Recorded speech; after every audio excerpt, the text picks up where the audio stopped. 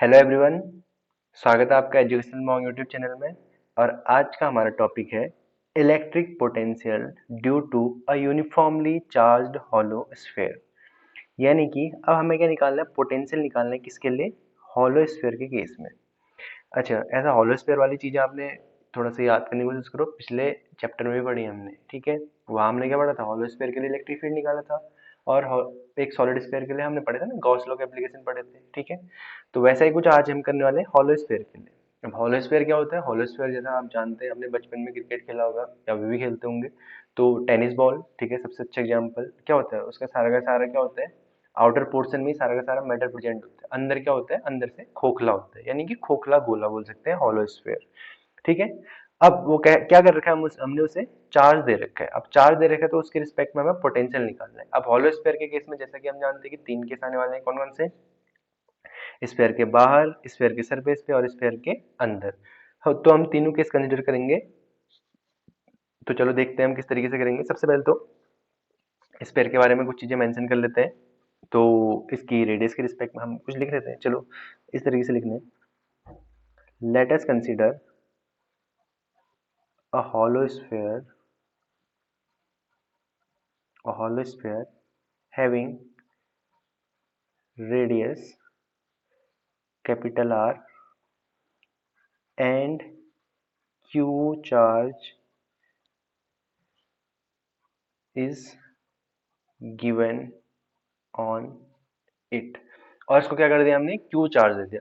अब Q charge जैसे दे दिया तो स्फीयर क्या क्या होता है, उसके सरफेस में क्या होगा, सारा का सारा चार्ज डिस्ट्रीब्यूट हो जाएगा। तो चार्ज डिस्ट्रीब्यूट हो जाएगा तो यहाँ से हमें क्या मिलेगी, सरफेस चार्ज डेंसिटी का हमें यहाँ कॉन्सेप्ट यूज करना पड़ेगा, ठीक है। तो जैसा कि हम जानते हैं सिग्मा इक्वल टू क्या होता है, क्यू अपॉन ए, और स्फीयर का एरिया क्या होता है, 4 पाई r स्क्वायर। तो वो भी यहाँ लिख सकते हैं, अदरवाइज इस फॉर्मेट में भी आप रहने दे, ठीक है। चलो लिख ही देते हैं, Q upon 4 pi capital R square.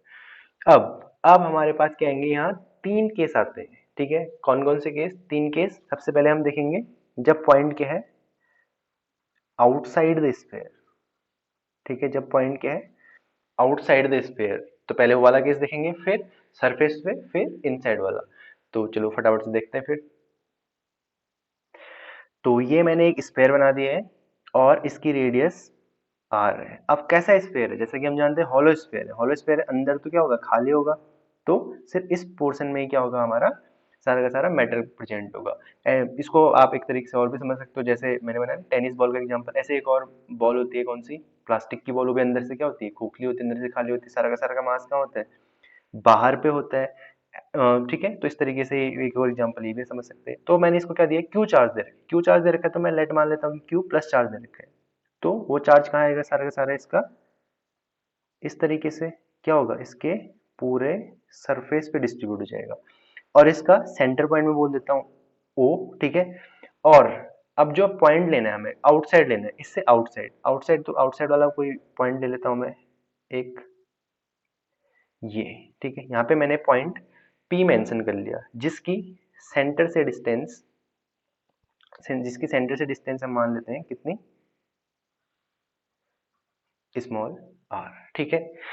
अच्छा, अब देखो जैसे कि हम जानते हैं इस पे पॉजिटिव चार्ज है, तो इलेक्ट्रिक फील्ड की वैल्यू कहाँ की ओर होगी, आउटवर्ड डायरेक्शन में। ये हमारा ई मिल गया, ठीक है। हम इलेक्ट्रिक फील्ड की हेल्प से निकालेंगे क्योंकि हमने इलेक्ट्रिक फील्ड पढ़ लिया है, तो अब उसका यूज करेंगे, ठीक है। तो सबसे पहले इसके बारे में मेंशन कर लेता हूँ, let P is the point outside the sphere, outside the sphere यानी कि हॉलो स्फीयर, ठीक है। अब जैसा कि हम जानते हैं पोटेंशियल और इलेक्ट्रिक फील्ड में हमने एक रिलेशन पढ़ा है अभी पिछले लेक्चर्स में। क्या पढ़ा था, v इक्वल्स टू क्या होता है, इंटीग्रल फॉर्म, ठीक है। थोड़ा सा याद करने की कोशिश करना, integration e dot D R या e इंटू डी एल, कुछ भी बोलो, ठीक है। और साथ में लिमिट प्लेस करते हैं। अब हमेशा पोटेंशियल के लिए कहाँ से हम पॉइंट को कहाँ से उठा के लाते हैं, इन्फिनिटी से। तो इसमें भी यही मान के चलेंगे कि हमने इस चार्ज को इन्फिनिटी से उठा के इस स्फीयर को दे दिया। तो कहाँ से कहाँ काउंट करेंगे, इन्फिनिटी से कहाँ तक, हम कहाँ तक लेके आए, आर डिस्टेंस तक लेके आए, तो स्मॉल आर डिस्टेंस तक, ठीक है। तो इस तरीके से ये हमें मिल गया। अब हमें एक चीज और पता है क्या, इलेक्ट्रिक फील्ड अगर क्यू चार्ज वाली कोई बॉडी है या हॉलो स्फीयर है, उससे बाहर आर डिस्टेंस पे, उससे सेंटर से आर डिस्टेंस पे, तो कितना होता है हम जानते हैं कितना होता है, इक्वस टू जैसा पॉइंट चार्ज के लिए होता है, since equals to 1/4πε0 q upon r square, यही तो होता है। ठीक है, क्यू अपॉन आर स्क्वायर कैसा, जैसा पॉइंट चार्ज के लिए होता है वैसा ही हॉलो स्फीयर के लिए भी होता है। ठीक है, हॉलो स्फीयर के आउटसाइड पॉइंट के लिए। ठीक है, तो ये हमारा इलेक्ट्रिक फील्ड मिल गया। अब देखो इलेक्ट्रिक फील्ड की वैल्यू देखो, बहुत ही प्यारा इंटीग्रेशन है। ठीक है, इसमें मतलब आपको कोई ज़्यादा दिक्कत भी नहीं होने वाली है। ठीक, जनरल फार्मूला लगाना है, जनरल फार्मूला हमें पता है। ठीक है, नहीं है तो मैं याद दिला दूंगा। ठीक है, तो वी इक्वल टू क्या मिल जाएगा, इन्फिनिटी से आर, ई की जगह रख दो क्या 1/4πε0 क्यू अपॉन आर स्क्वायर और साथ में डी आर। ठीक है, तो अब डी आर क्या होगी, ये पूरा आर डिस्टेंस है आपके पास, इसमें अगर मैं छोटी छोटी डिस्टेंसेज मान लूँ तो वो डी आर हो गई। ठीक, जिसके आगे डी लग जाता है तो वो क्या होता है, स्मॉल डिस्टेंस हो जाती है। अब देखिए इसमें कांस्टेंट क्या है, क्यू 4πε0, ये सब कांस्टेंट है, तो क्यू अपॉन 4πε0 आ गया आपका बाहर। अब इंटीग्रेशन किसका होगा, 1/r² का। ठीक है, तो 1/r² को किस तरीके से लिखते हैं, इसको लिखेंगे हम क्या, r की पावर 2 है, ऊपर ले जाएंगे तो क्या हो जाएगी r की पावर -2 dr, और बाहर क्या बचा था हमारे पास, q अपॉन 4πε0। ठीक है, अब देखिए अब इसका इंटीग्रेशन कैसे करना है, x to the power n वाला, x to the power n dx का इंटीग्रेशन क्या होता है, x to the power n+1/n+1। अभी मैं लिख भी देता हूँ। ठीक है, तो क्या जाएगा q अपॉन 4πε0 और इसका इंटीग्रेशन क्या जाएगा, r to the power -2 + 1 upon -2 + 1 और लिमिट इंफिनिटी टू r। और इंटीग्रेशन क्या होता है, ये कहाँ से आया है, जैसा कि हम जानते हैं क्या, since integration x to the power n dx equal to होता है x to the power n+1 upon n+1, उस फॉर्मूले का यूज कर रहा है, x की जगह r है, dx की जगह dr है। ठीक है, तो उसी फॉर्मूले का यूज करके हमने ये निकाल दिया। तो देखिए यहाँ से क्या आ गया हमारे पास वैल्यू, q अपॉन 4πε0, ये तो हमारा ऐसा ही रहा। ठीक है, अंदर क्या बच गया, r की पावर -1 अपॉन -1, ये बचा, -2 + 1 क्या होगा -1। ठीक है, अभी लिमिट हमने प्लेस नहीं करी है, लिमिट वैसे ही है। अभी माइनस साइन बाहर ले लेता हूँ तो क्या मिल जाएगा, q अपॉन 4πε0, तो अंदर क्या बचेगा, r की पावर -1 को क्या लिख सकता हूँ, 1/r लिख सकते हैं, इन्फिनिटी टू r। ठीक है, तो अब देखते हैं क्या मिल जाएगा, -q अपॉन 4πε0। अब लिमिट प्लेस कर देते हैं, क्या होता है upper limit minus lower limit, पहले r की जगह अपर लिमिट यानी कि r ही होगी, माइनस लोअर लिमिट कितना, इन्फिनिटी। ठीक है, इस तरीके से। और जैसा कि हम जानते हैं 1/∞ क्या होता है, 0 होता है। ठीक, तो यहाँ से हमें वैल्यू क्या मिल जाएगी, -1/4πε0 q अपॉन r। ठीक है, और जैसा कि हम जानते हैं 1/∞ इक्वल टू क्या होता है, 0 होता है। ठीक है, उसको भी यहाँ मेंशन कर लिया। तो ये क्या आ गया, हमारा पोटेंशियल आ गया। ठीक है, तो इसको मैं नेक्स्ट लाइन में लिख देता हूँ। तो हमारा पोटेंशियल कितना आ गया, v equal to 1/4πε0 q upon r। और ये कौन सी कंडीशन है, ये कैसा है, यही तो हमारा पॉइंट चार्ज के लिए भी होता है, जब हम पॉइंट चार्ज के रिस्पेक्ट में क्या निकालते हैं, पोटेंशियल की वैल्यू निकालते हैं। तो ये हमारा क्या आ गया, आउटसाइड वाले केस में जो पोटेंशियल आया क्या आया, 1/4πε0 q अपॉन r। ठीक है, और माइनस साइन क्या होता है, ऑब्वियस सी बात है, पोटेंशियल को हम क्या कहते हैं, इन्फिनिटी से लेके आ रहे तो निगेटिव वर्क करना पड़ेगा, दैट्स वाई हम निगेटिव पोटेंशियल लिख सकते हैं, उसमें कोई दिक्कत नहीं। अब देखेंगे सरफेस पे। ठीक है, अब सरफेस पे इसी की हेल्प से देखेंगे, चलो देखते हैं। अब सेकंड केस है हमारा कहाँ, ऑन सरफेस। अब हमने क्या करना है, अभी तक पॉइंट कहाँ था हमारा, बाहर कहीं था, अब कहाँ जाएगा हमारा, स्फीयर के सरफेस पे आ जाएगा। ठीक है, तो ये मैंने फटाफट से स्फीयर बना दिया, इसकी रेडियस कैपिटल आर हो गई, और इस पे चार्ज कैसे है, प्लस चार्ज, इसके सारे के सारे कॉर्नर पे डिस्ट्रीब्यूट हो जाएगा। अब जो हमारा पॉइंट पी है उसकी डिस्टेंस क्या होगी, स्मॉल आर के बराबर होगी, यानी कि ये अगर मैं पॉइंट पी मान लूं और ये डिस्टेंस क्या मान लूं, स्मॉल आर तो capital R, small are capital R दोनों यहाँ क्या हो जाएंगे, इक्वल हो जाएंगे। पिछले केस में क्या था, स्मॉल आर क्या था, बाहर था, यानी कि स्मॉल आर की वैल्यू ज्यादा थी कैपिटल आर से, यानी कि उसकी रेडियस से।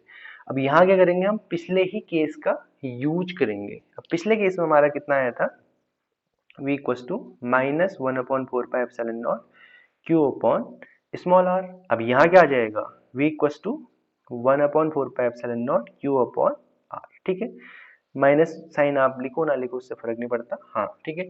बस ये ध्यान देना कि निगेटिव पोटेंशियल के रिस्पेक्ट में जनरली आता है तो निगेटिव साइन भी हम इंक्लूड कर सकते हैं।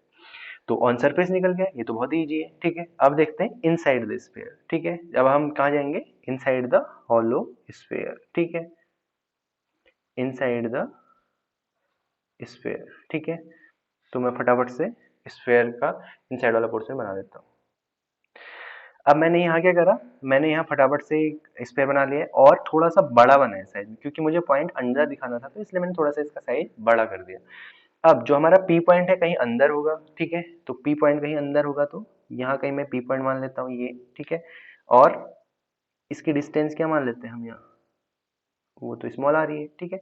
अब देखिए यहाँ जो स्मॉल आर है वो लेस देन कैपिटल आर है, मतलब यहाँ कैपिटल आर की वैल्यू ज्यादा है, पॉइंट पे हमारा कहीं अंदर है, ठीक है। तो अब यहाँ कैसे निकालेंगे तो उसको समझते हैं। हमारे पास फॉर्मूला वही है, ठीक है, इंटीग्रेशन करना है हमें इलेक्ट्रिक फील्ड का ही।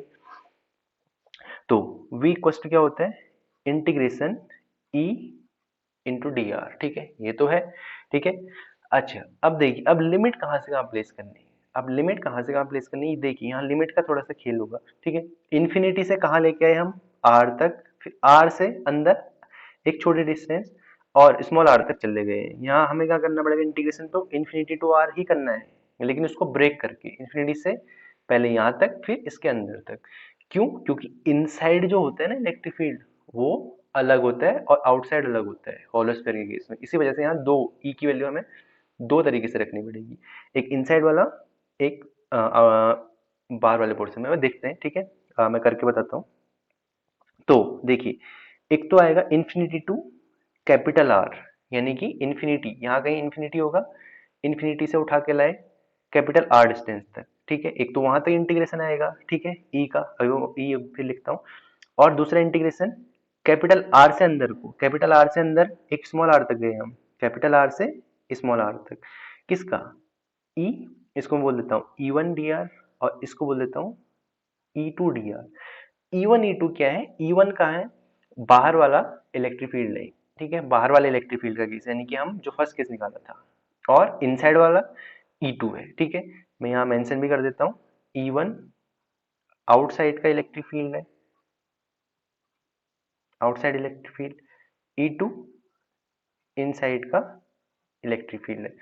और स्फीयर के अंदर कोई चार्ज है क्या, नहीं, हॉलो स्फीयर है तो अंदर कोई चार्ज है ही नहीं, तो अंदर जो इलेक्ट्रिक फील्ड होता है वो कितना होता है, जीरो होता है। तो ई टू की वैल्यू क्या होगी, जीरो होगी, तो हम उसको काउंट करते हुए चलेंगे। ई वन की वैल्यू, ई वन की वैल्यू तो वही होगी, ठीक है, क्या होती है जो पॉइंट चार्ज के लिए होती है, 1/4 pi epsilon naught q upon r square d r, ठीक है, ये आएगी। और इनसाइड, इनसाइड वाले केस के लिए क्या जाएगा, आर टू आर जीरो, ठीक है, जीरो इंटू डी आर, यानी कि जीरो ही हो जाएगा, ठीक है। तो यहाँ तो जीरो आ गया। अब इस वाले पार्ट को देखते हैं, इस वाले पार्ट में क्या हो जाएगा, q upon 4 pi epsilon not, तो कॉमन आ गया, इन्फिनिटी टू आर, ठीक है, 1/r² और ये क्या हो गया, ये तो हमारा जीरो हो गया, ठीक है। तो अब इसकी वैल्यू क्या आ जाएगी, q upon 4 pi epsilon naught infinity to r, इस आर को क्या करेंगे, आर की पावर -2, ऊपर भेजेंगे तो आर की पावर -2 हो जाएगा, ठीक है, डी आर इक्वल्स टू कितना आ जाएगा, q upon 4 pi epsilon naught r की पावर -2, इसका इंटीग्रेशन जैसा अभी करा था हमने, क्या हो जाएगा, x to the power n वाला फॉर्मेट, तो r to the power -2 plus one upon -2 plus one, limit infinity to r, ठीक है। और क्या करा है हमने, इंटीग्रेशन किस तरीके से करा, बार बार फॉर्मूला लिखेंगे तो याद भी हो जाएगा, ठीक है, मैं अब तभी बार बार लिख के बता भी देता हूँ। Integration x to the power n d x क्या होता है, x to the power n plus one upon n plus one. Integration से घबराना नहीं, बहुत ईजी चीज होती है, ठीक है, बस एक बार आप थोड़ा सा अंडरस्टैंडिंग उसकी बना लो अच्छी से, ठीक है। तो आप क्या कर देंगे, अब बस फटाफट से इसको सॉल्व कर देना है, Q upon 4 pi epsilon not, अंदर क्या बचेगा, आर की पावर -1 अपॉन -1, सेम प्रोसेस जैसा हमने स्टार्टिंग में करा था। तो माइनस साइन बाहर ले लेता हूँ मैं, ठीक है, ऐसा आ गया, minus Q upon 4 pi epsilon not और अंदर 1/r इन्फिनिटी टू आर, ठीक है। अब फटाफट से मैं इसकी लिमिट भी प्लेस करके यहीं पे, ठीक है, ज़्यादा स्पेस ले लेगा वरना, ठीक है। तो यहाँ आ जाएगी पहले अपर लिमिट, आर की जगह r minus lower limit r की जगह इन्फिनिटी, वन और इन्फिनिटी कितना होता है, जीरो। तो यहाँ वैल्यू क्या आ जाएगी, यहाँ अच्छा सॉरी, यहाँ इन्फिनिटी टू कैपिटल आर था, ठीक है, थोड़ा सा यहाँ गड़बड़ हो गई, इन्फिनिटी टू कैपिटल आर था, हम तो सरफेस तक आए थे ना, इन्फिनिटी टू कैपिटल आर कर देना, ठीक है, लिमिट कैपिटल आर तक है यहाँ, ठीक है, फिर आधा पार्ट तो आर से आगे तो हम ये वाला जीरो हो गया, ठीक है, यहाँ कैपिटल आर हो जाएगा, ठीक है। तो यहाँ से वैल्यू क्या मिल जाएगी हमें, -1/4πε0 क्यू अपॉन कैपिटल आर, यानी कि ये कैसा आ गया, सेम एज सरफेस वाला कॉन्सेप्ट आ गया, ठीक है। तो मतलब सरफेस पे जितना आता है उतना ही अंदर भी होता है पोटेंशियल, ठीक। तो यहाँ से हमें ये कंक्लूजन मिल गया कि जितना सरफेस पे इलेक्ट्रिक फील्ड पोटेंशियल होता है उतना ही हमारे स्फीयर के अंदर भी होगा, हॉलो स्फीयर के अंदर भी उतना ही होगा जितना हॉलो स्फीयर के सरफेस पे होगा, ठीक है, क्लियर है। तो इस तरीके से थोड़ा सा इंटीग्रेशन वाला पार्ट है, बहुत इजी इंटीग्रेशन है, बस एक फॉर्मूला हमें यूज करना है, ठीक है, क्लियर है। अगर थोड़ा सा भी डाउट है तो आप इसको एक बार थोड़ा सा रिवाइज करके देख लेना। अब देखते हैं इसका ई और आर में वी और आर में रिलेशन, एक ग्राफ हम प्लॉट करेंगे, ठीक है। तो ग्राफ को देखते हैं फटाफट से।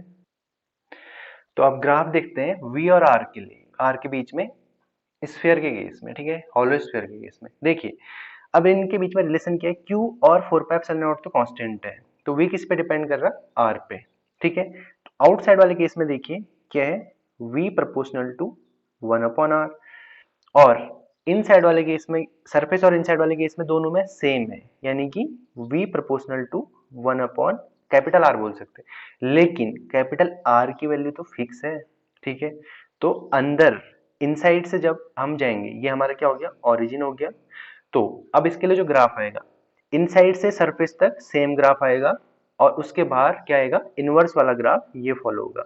यहाँ आर क्या है, कांस्टेंट है, ये वाला कैपिटल आर तो कांस्टेंट है, तो ये क्या होगी, फिक्स वैल्यू होगी। तो देखते हैं पहले अंदर, अंदर से क्या है, क्यू अपॉन आर आ रहा है, ठीक है। तो यहाँ क्या होगी, यहाँ कहीं मैं आर डिस्टेंस ले, यहाँ पे कहीं आर है हमारा, मैं एज्यूम कर लेता हूँ।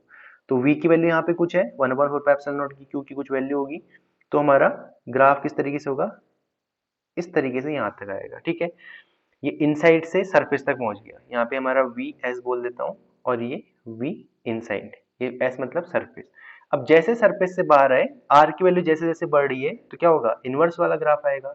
इनवर्स वाला ग्राफ कैसे बनता है, मैंने बताया था, क्या बनाना है आपको, एक सी टाइप का बना देना है, ठीक है, इस तरीके से। तो ये हमारा ग्राफ आ गया, ठीक है, ये क्या हो गया, आउटसाइड के लिए, ठीक है। आउटसाइड इस तरीके से क्या होगा, घटता जाएगा पोटेंशियल की वैल्यू, जैसे जैसे हम डिस्टेंस बढ़ाते जाएंगे, और इनसाइड से सरफेस तक आने तक क्या होगी, इस तरीके से ग्राफ प्लॉट होगा, ठीक है।